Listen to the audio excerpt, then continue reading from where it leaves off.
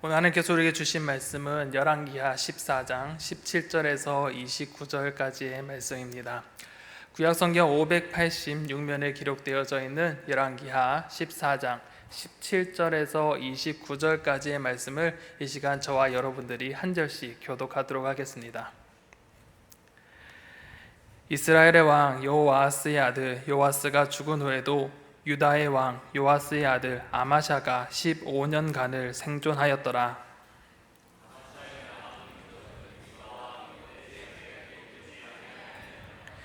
예루살렘에서 무리가 그를 반역한 고로 그가 라기스로 도망하였더니 반역한 무리가 사람을 라기스로 따라 보내 그를 거기서 죽이게 하고 시체를 말에 실어다가 예루살렘에서 그의 조상들과 함께 다윗성에 유다 온 백성이 아사랴를 그의 아버지 아마샤를 대신하여 왕으로 삼으니 그때 그의 나이가 16세라.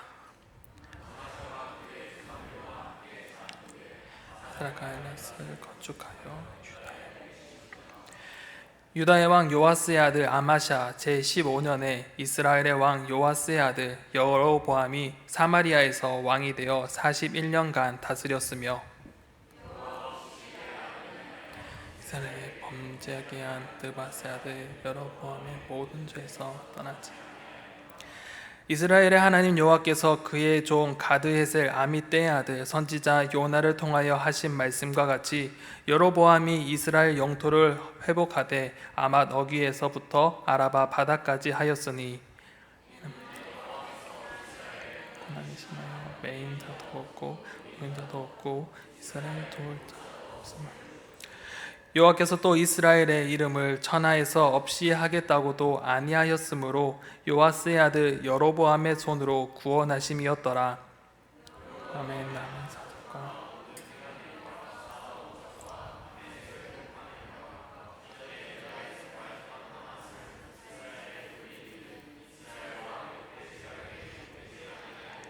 함께 읽겠습니다.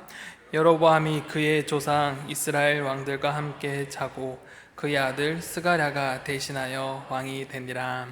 아멘. 여러분 주변의 사람들에게 신이 있는가라는 질문을 해보신 적이 있습니까?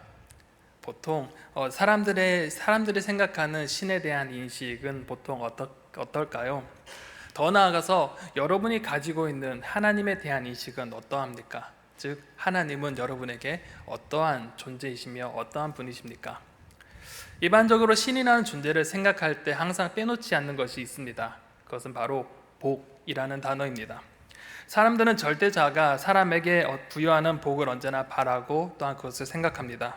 그런데 이 복을 어떻게 받는가에 대한 질문할 때 언제나 어떤 행위를 통하여서 복을 받는다라고 생각합니다. 절대적 자아가 원하는 그것을 행할 때 복을 받는다라고 생각합니다. 그런데 이러한 생각의 구조에서도 복이란 단어라는 단어가 참 맞지 않는 것 같습니다. 어떤 행위를 했을 때 복을 받는다.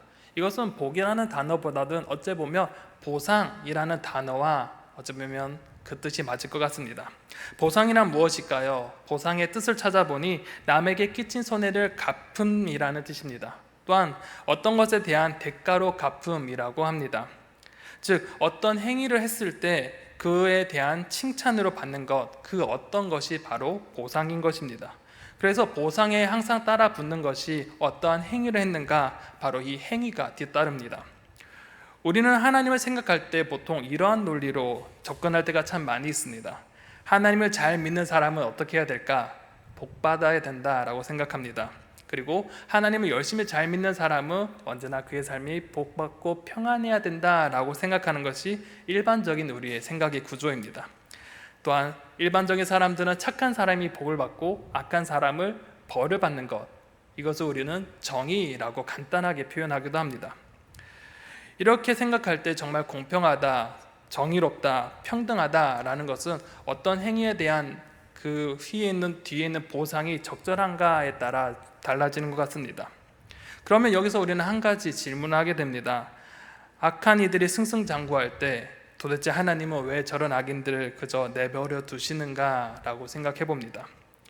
그러면서 하나님은 이렇게 생각합니다. 하나님은 과연 공평하신가? 하나님은 과연 정의로우신가? 라고 생각하게 됩니다. 오늘 본문 또한 이런 하나님에 대한 인식을 향해 우리에게 돌을 던집니다. 하나님 앞에 정직하게 행했던 유다왕 아마샤와 하나님 보시기에 악을 행한 이 여로보암 2세의 이야기가 나타납니다. 물론 아마샤는 다윗만큼 정직하게 행한 평가를 받지는 않았습니다. 하지만 어느 정도 정직하다고 인정받은 사람 중에 한 사람입니다. 그런데 그의 최후는 어땠을까? 매우 비참한 실패와 같은 죽음을 맞이합니다. 반면에 이 여로보암은 어떠할까요? 이 여로보암 2세는 하나님 앞에 악을 행했다라고 평가받는 왕입니다. 그런데 그의 인생에서는 승승장구를 하며 북이스라엘의 최전성기를 이끈 왕 중에 한 사람이었습니다. 이를 생각할 때 과연 하나님은 공평하신가?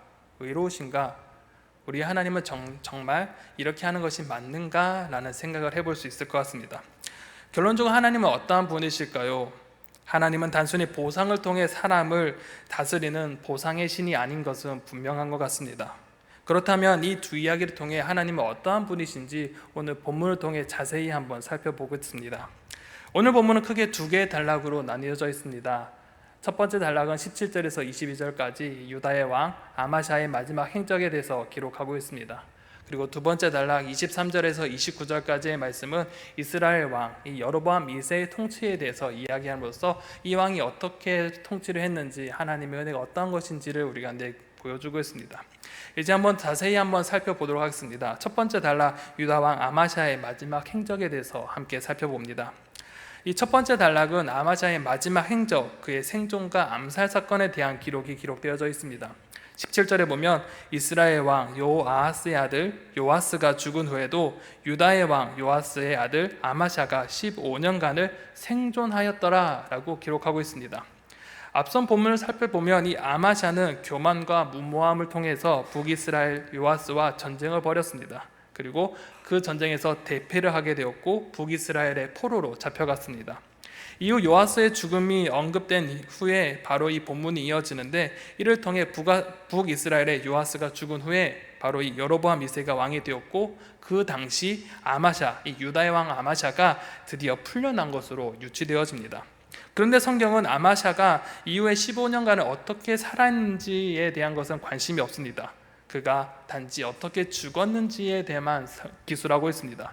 19절에서 20절에 보면 예루살렘에서 무리가 그를 반역한 고로 그가 라기스로 도망하였더니 반역한 무리가 사람을 라기스로 따라 보내 그를 거기서 죽이게 하고 그 시체를 말에서 실어다가 예루살렘에서 그의 조상들과 함께 다윗성에 장사하니라 라고 기록합니다. 아마샤는 강력한 반대에 직면하게 되었습니다. 반역자들이 일어나게 됐고 아마샤는 이를 피해서 이 예루살렘 남서쪽으로 40km 떨어진 곳으로 도망하였습니다.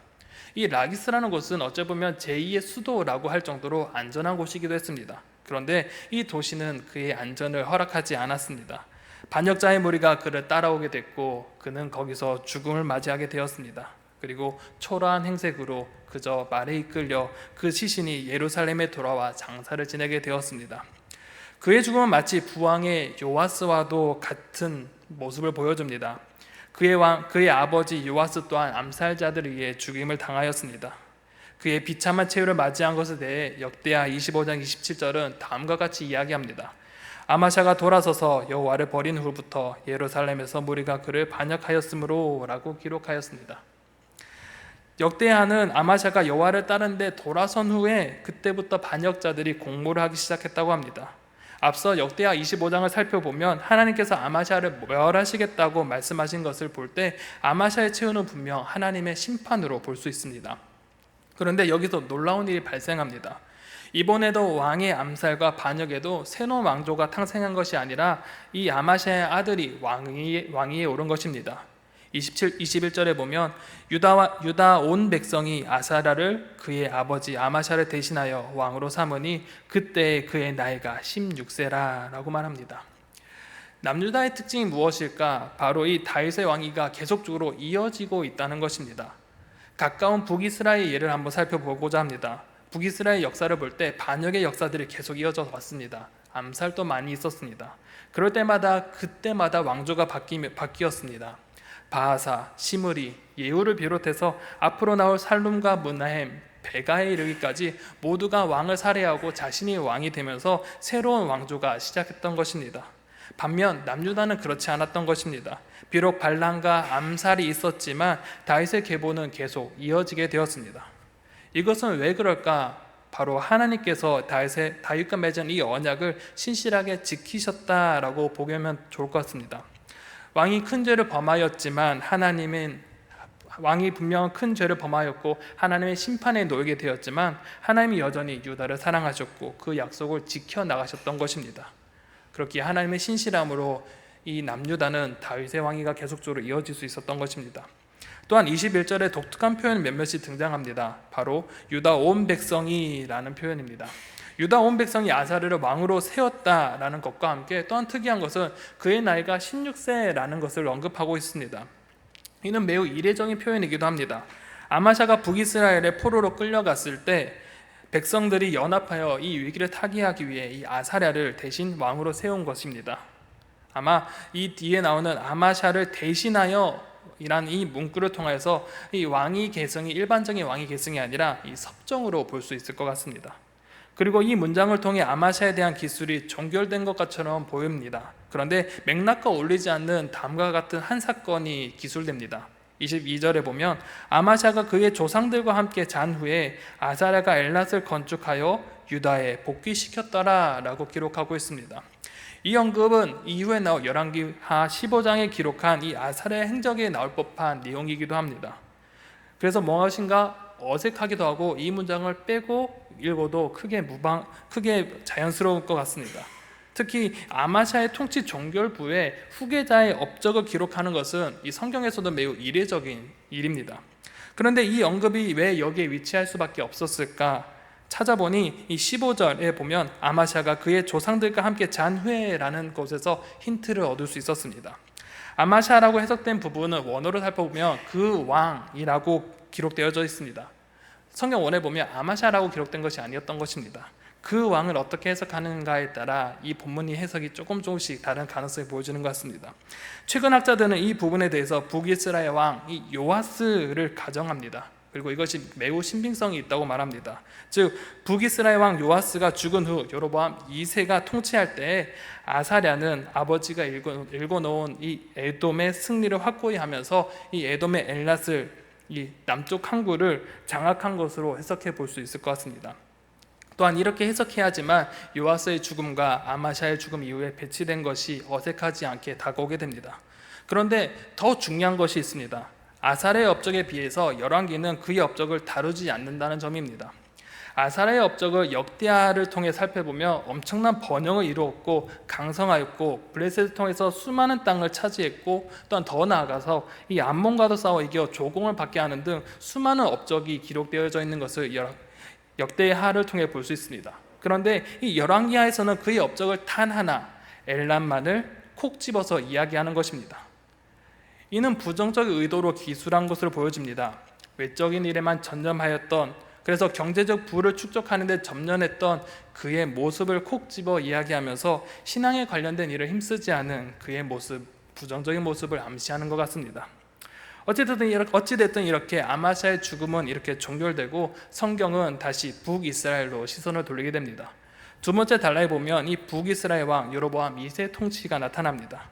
북이스라엘 왕 요아스를 대신하여 드디어 여로보암 2세가 왕이 됩니다. 23절에 보면 유다 왕 요아스의 아들 아마샤 제15년에 이스라엘 왕 요아스의 아들 여로보암이 사마리아에서 왕이 되어 41년간을 다스렸으며 라고 기록하고 있습니다. 여로보암이 왕이 되었는데 제가 앞서 말한 것은 여로보암 2세라고 했습니다. 여러분 그 이유를 여러분 알고 계십니까? 여로보암은 두 명이 등장합니다. 이 북이스라엘을 처음 다스렸던 왕 시조였죠. 여로보암이 있습니다. 그리고 또 여기에 여로보암이 있습니다. 그렇게 이 두 사람을 구분하기 위해 여로보암 1세 혹은 여로보암이라 칭하고 여기에 나온 사람을 여로보암 2세라고 우리는 보통 이야기합니다. 어찌됐든 이 여로보암 2세는 북이스라엘에서 가장 오랫동안 통치하는 통치자가 되었습니다. 그는 이 북이스라엘을 41년간을 통치했다고 합니다. 오랜 기간 북이스라엘의 정치, 경제, 영토 부분에서 최고의 전성기를 누린 왕이었습니다. 이러한 최전성기를 구가한 여로보암 2세의 평가 과연 어떠했을까요? 24절은 다음과 같이 평가합니다. 여호와 보시기에 악을 행하여 이스라엘에게 범죄한 느밧의 아들 여로보암의 모든 죄에서 떠나지 아니하였더라 라고 평가합니다. 여로보암 2세의 평가는 나라의 최전성기와 정반대의 평가가 내려집니다. 여호와 보시기에 악을 행하였다라고 평가하면서 북이스라엘의 초대 왕인 이 여로보암의 죄를 따라갔다고 평가하고 있습니다. 여로보암 1세가 어떠한 사람입니까? 그는 이 금송아지를 만들어서 우상 숭배를 하게 한 사람이었습니다. 그리고 이 여로보암 2세 또한 이 1세 여로보암을 따라서 영적인 퇴락의 시기를 따라갔던 왕 중에 한 사람이었습니다. 그런데 이런 악한 왕에도 불구하고 하나님은 이스라엘의 확장을 선지자를 통해 선언하셨다는 것입니다. 25절에 보면 이스라엘의 하나님 여호와께서 그의 종 가드헤벨 아mit대의 아들 선지자 요나를 통하여 하신 말씀과 같이 여로보암이 이스라엘 영토를 회복하되 하맛 어기에서부터 아라바 바다까지 하였으니 라고 기록하고 있습니다. 여기 우리가 너무 익숙한 선지자 요나가 나타납니다. 이 말로 들었을 때는 전혀 감이 안 와서 지도를 하나 준비했습니다. 지도를 한번 볼까요? 네, 한쪽 지도는 솔로몬 시대, 통일왕국 시대의 이 지도입니다. 그리고 제가 보기에 우측에는 바로 이 여로보암 2세 때 남유다와 북이스라엘의 지도를 보여드린 겁니다. 자세히 보시면 이 두 개의 지도가 비슷하게 보입니다. 영토적인 크기가 분열 왕국일 뿐이지 크기는 비슷하게 여겨집니다. 이처럼 이 여로보암의 그 영토가 얼마큼 컸었냐, 이 통일 왕국 시대의 그 영토의 크기와 비슷한 걸로 보여집니다. 하맛 어기, 즉 다메섹 북쪽 80km 정도까지 그곳을 차지하게 되었고, 남쪽으로는 아라바 바다, 즉 염해까지 확장하게 되었습니다. 지도와 같이 이 북이스라엘과 이 남유다는 이 시기에 최전성기를 누리게 되었고, 마치 통일왕국 시절과 같이 거의 비슷한 영토가 확장된 것을 볼 수가 있습니다. 그런데 독특한 것은 이 예언에 누가 등장한다고 제가 말했죠? 요나가 등장합니다. 요나 예언이 실현되었다고 이야기합니다. 그런데 성경은 이 예언의 기록을 어디서든지 찾아볼 수가 없습니다. 그렇다면 어떻게 하나님은 악을 행한 왕에게 이렇게 큰 영토를 허락하시고 최전성기를 허락하셨을까 궁금해질 수밖에 없습니다. 그 궁금증은 바로 성경은 바로 대답합니다. 26절과 27절에 보면 이렇게 답을 합니다. 이는 여호와께서 이스라엘의 고난이 심하여 매인자도 없고 노인자도 없고 이스라엘을 도울 자도 없음을 보셨고, 여호와께서 또 이스라엘의 이름을 천하에서 없이 하겠다고도 아니하였으므로 요아스의 아들 여로보암의 손으로 구원하심이었더라 라고 기록하고 있습니다. 여로보암 2세가 번성할 수밖에 없었던 이유는 단 하나였습니다. 바로 하나님의 은혜와 긍휼을 베푸셨기 때문에 가능했던 것입니다. 하나님은 북이스라엘이 겪고 있는 고난을 보셨다고 기록합니다. 특히 이들이 고난을 당하는 모습은 마치 출애굽에 나타난 이 애굽 사람들에게 압제를 당한 그 이스라엘의 고통의 소리를 듣는 것과 같이 그 모습을 상기시키면서 하나님은 그들의 고통의 소리를 들으셨다라고 말씀하십니다. 역사적으로 볼 때 분명 북이스라엘은 아람의 괴롭힘을 당하고 있었습니다. 솔로몬 말기부터 아람은 하나님의 심판의 도구로 사용되었습니다. 이스라엘 왕 여호와스, 가장 최근의 일인데 바로 아람을 통해서 국가의 방어 체계가 완전히 무너졌던 시기가 있습니다. 그리고 이후에 엘리사의 예언을 통해서 그의 마지막 예언과 같이 이 요아스가 3번을 이기긴 했지만 그 외에는 모두 실패하며 상당한 피해를 받게 되었습니다. 역사적으로 볼 때 언제나 북이스라엘은 아람의 압제를 받고 있었던 상황입니다. 더군다나 26절 하반절에 보면 이스라엘을 도울 자가 없음이라 라고 말합니다. 이는 엘리사와 같은 능력 있는 선지자가, 그 지도자가 한 명도 없었다는 것입니다. 정말 암울한 시기 중에 하나라고 우리 가운데 알려줍니다. 그로 인해 백성의 고통의 소리가 극심했고, 그 고통은 한 집단이 아니라 모든 온 백성에게 전해져서 메인 사람이나 자유로운 사람이나 할 것 없이 온 나라 백성이 고통을 경험하게 되었습니다. 그렇기에 하나님은 이들의 고통의 소리에 외면하지 않으셨습니다. 그리고 비록 징계를 하셨지만 이스라엘 백성과 맺은 언약을 기억하셨기에 그들을 멸절하지 않으셨고 그들을 구원하셨던 것입니다. 하나님의 그 은혜와 긍휼, 하나님께서 맺은 그 언약을 신실하게 이행하시면서 그 언약에 기반하여 하나님이 이스라엘에게 구원을 허락하여 주셨고 그들을 번성하게 하셨던 것입니다. 그리고 하나님은 여로보암 2세가 왕이 오른 지 41년이나 될 동안 그에게 나라를 맡겨주시면서 하나님은 그들을 기다리셨고 지켜봐 주셨던 것입니다. 그리고 열왕기하는 여로보암 2세의 이야기를 그들의 번성의 이유를 설명하며 다음과 같이 마무리하고 있습니다. 28절과 29절에 보면 여로보암의 남은 사적과 모든 행한 일과 쌓은 업적과 다메섹을 회복한 일과 이전에 유다에 속하였던 하맛을 이스라엘에 돌린 일은 이스라엘 왕 역대지략에 기록되지 아니하였느냐. 여로보암이 그의 조상 이스라엘 왕들과 함께 자고 그의 아들 스가랴가 대신하여 왕이 되니라 라고 기록합니다. 단지 그가 세운 영토 확장의 이야기만 언급하면서 다음 왕 스가랴 이야기로 이어가고자 합니다. 참 신기한 것은 세상에서 보면 최전성기를 누리며 41년간의 나라를 통치하였음에도 불구하고 그에 대한 기술은 단 성경에서 7절밖에 나타나지 않는다는 것입니다. 이를 통해서 우리는 정말 세상의 관점과 세상의 시선과 하나님의 시선이 정말 분명하게 다르다는 것을 우리는 다시 한 번 더 보게 되는 것 같습니다.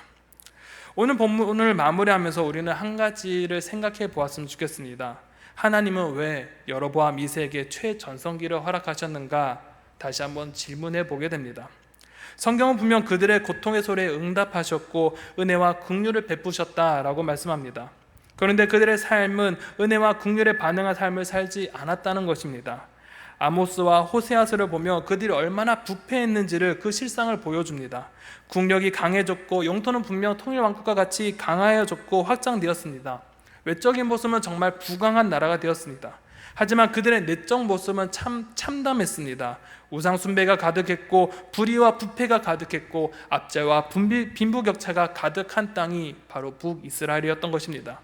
특히 아모스 선지자는 사회적 불의에 맞서서 설교하면서 이러한 부강함이 곧 끝이 날 것이다. 이것이 일시적일 것이다 라고 경고했습니다. 이러한 경고에도 북이스라엘은 침묵하며 하나님께 돌아오지 않았던 것입니다. 그런데 그럼에도 하나님은 왜 이들에게 은혜를 베푸시고 긍휼을 베푸셨을까요? 더 나아가 징계를 하심에도 그들을 왜 떠나지 않으셨을까요? 성경은 우리에게 분명 언약 때문이라고 우리 가운데 알려줍니다. 그런데 또 다른 언어로 표현할 때 사랑이라는 단어를 외에는 다른 어떤 것을 표현할 수 없을 것 같습니다. 하나님은 어떠한 분이실까요? 보통의 신과는 전혀 다른 분인 것을 우리는 알고 있습니다. 하나님은 그저 단순히 우리의 인식 속에 머무는 보상의 신이 아닌 것입니다. 무엇을 해야 그에 따른 복을 주고 어떤 것을 잘못할 때 벌을 주는 그런 단순한 신이 아니라는 것입니다. 우리가 느낄 수 있는 모습에 비유한다면 어떠한 모습일까? 그것은 사랑이 많은 아빠의 모습이 아닐까 생각됩니다. 사랑이 많은 아버지, 그분의 사랑, 이것으로 표현할 수 있을 것 같습니다. 아버지는 어떠한 분일까요? 사랑이 많은 아빠의 모습은 어떠한 모습일까요? 아빠의 사랑은 자녀가 어떠한 행동을 하든 상관이 없습니다. 그저 다 예뻐 보입니다. 저 또한 아버지가 되니 좀 알겠더라고요. 누아가 아무리 어떤 짓을 해도 예뻐 보이더라고요. 근데 그렇기 때문에 그 사랑할 수 있는 이유가 무엇인가? 바로 그 존재 자체 때문에 사랑할 수 있는 것 같습니다. 그 존재만으로 사랑할 수 있는 것. 더군다나 그렇다면 징계는 어떻게 보아야 될 것인가? 자녀를 징계하는 것, 이스라엘을 징계하고 남유다를 징계하는 것, 그것은 자녀의 행동의 여부보다 자녀가 어떻게 되길 바라는 모습에서 징계를 한다는 것을 여러분 알고 있을 것입니다. 하나님은 사랑이 많은 아버지이시며 자녀가 잘 되길 바라기 위해, 잘 되길 원하기에 징계하시며 그의 행동이 어떠하든 사랑으로 그를 돌보고 인도하시는 그런 분이 바로 우리 아버지이자 하나님이십니다. 그렇기에 북이스라엘이 악행을 저질렀음에도 불구하고 그들을 부강하게 하신 것, 바로 하나님은 그의 아버지가 되셨기 때문에 그렇게 하실 수 있었던 것입니다. 사랑하는 성도 여러분, 여러분에게 하나님은 어떠한 하나님이십니까? 오늘 성경 우리에게 어떠한 행동의 유무에 따라 복을 주는 분이 아니라 바로 우리 하나님은 사랑이 많으신 아버지인 것을 우리 가운데 알려주고 있습니다. 우리의 하나님은 사랑이 많으신 하나님, 아버지입니다. 그렇게 성경의 여러 역사 속에 인간의 그 패역한 모습을 보였음에도 하나님은 그 끈질기게 그들을 사랑하셨고 우리를 지켜주셨고 보살펴주셨고 징계를 통해 선한 길로 이끌어가 주셨습니다.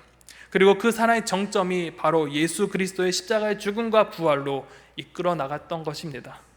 그리고 그 사랑이 오늘 여기에 있는 저와 여러분과도 동일하게 그 은혜와 그 긍휼을 받고 이 자리에 있을 수 있는 것입니다. 하나님은 어떠한 분이십니까? 정말 사랑이 많은 아버지이십니다. 그분이 우리를 향해 사랑하시며 나와 함께 가지 않을래? 오늘도 우리에게 손 내밀어 주시고 또 우리에게 찾아와 주십니다. 그렇게 이 시간 저와 여러분들이 하나님의 사랑에 반응하셨으면 좋겠습니다. 하나님의 사랑에 등지고 돌아서는 것이 아니라 그분의 사랑 안에 안기기를 소망합니다. 그런데 하나님 앞에 마음의 문을 열기가 힘드십니까? 하나님 앞에 나아가는 것이 너무나 부끄럽습니까? 괜찮습니다. 하나님은 우리가 어떤 모습으로 나올지라도 그 모습 그대로 안아주시고 회복시켜 주시고 은혜와 긍휼이 베풀어 주시는 하나님이시기에 괜찮습니다. 오늘 우리가 함께 기도할 때 우리 하나님 아버지께 내 모습 그대로 나아가기를 소망합니다. 내 안에 연약한 죄가 있다면 주님 앞에 용서를 구하며 또한 내 앞에 어려움과 아픔이 있다며 그 모습 그대로 하나님께 나아가길 바랍니다. 그러할 때 하나님 아버지는 그 모습 그대로 우리를 받아주시고 용납하시며 사랑으로 보듬어 주실 것입니다. 오늘 이 시간 우리가 함께 기도할 때 사랑이 많으신 아버지께 우리의 모든 것을 맡며 내어 보이며 그의 품에 안기는 시간이 되길 소망합니다.